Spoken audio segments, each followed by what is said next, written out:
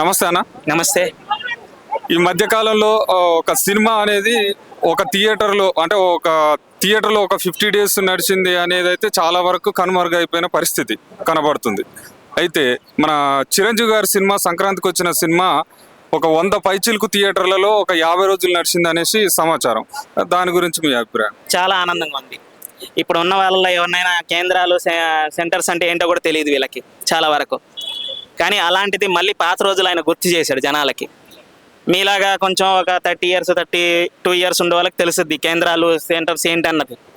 ఈ రేంజ్లో black buster అయిన సినిమాలు ఉన్నాయి. పోకిర్ లాంటి సినిమా కూడా 250 సెంటర్స్లో బ్లాక్ బాస్టర్.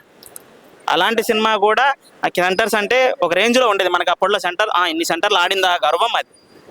కానీ చాలా రోజుల తర్వాత చిరంజీవి గారు ఇంత మంచి సినిమా తీసి జనం మనసును గెలుచుకోవడం అన్నది చాలా ఆనందంగా ఉంది.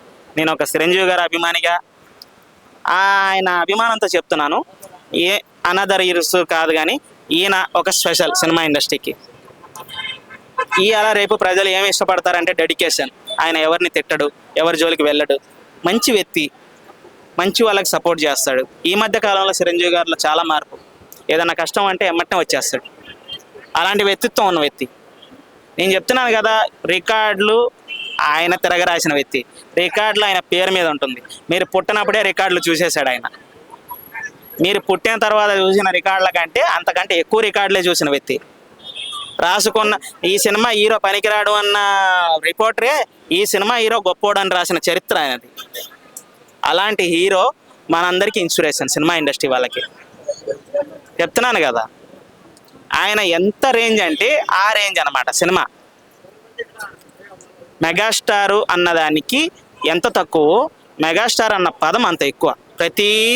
నిజంగా ఈరోజు జన సైనికులకు కానీ అనదర్ హీరోలకు ఉన్న అభిమానులకు కానీ చిరంజీవి గారు అంటే ఒక డెడికేషన్. ఎందుకంటే ఆయన ఎంత సినిమా అంటే ఆయనకి ఎంత ఇష్టం అంటే ఆ రేంజ్.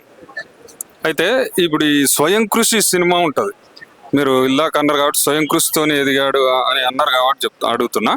స్వయం కృషి అనే సినిమాలో అసలు అంచెలంచెలుగా ఎదుగుతూ ఒక ఉన్నత స్థానంలోకి ఎదిగే సీను మొత్తం సినిమా ఎండింగ్కి వచ్చేసరికి చూపించడం జరుగుతుంది. అందులో దానికి సంబంధించి తన నిజ జీవితానికి సంబంధించిన అంశాలనే ఆ చిత్రంలో చూపించే ప్రయత్నం జరిగిందంటారా? నిజ జీవితంలో ఆయన చెప్పులు కుట్టినవాడు కాదు కదా. ఆయన middle class family.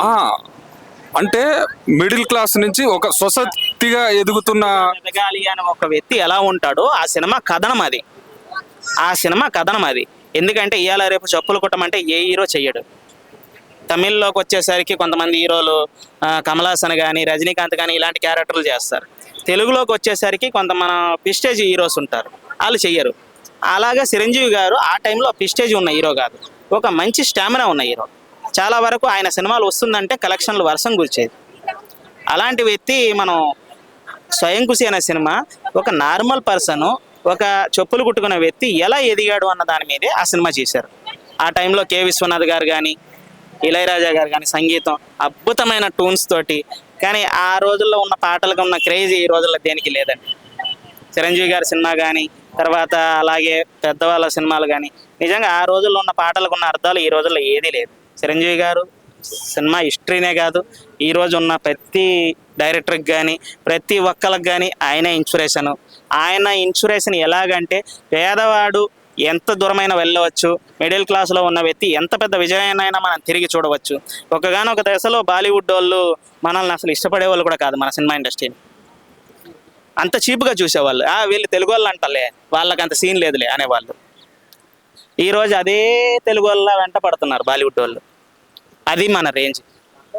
Andhra Amitabh Bachchan క్రేజీని నిలబెట్టిన వ్యక్తి మనవాడు, మన చిరంజీవి గారు.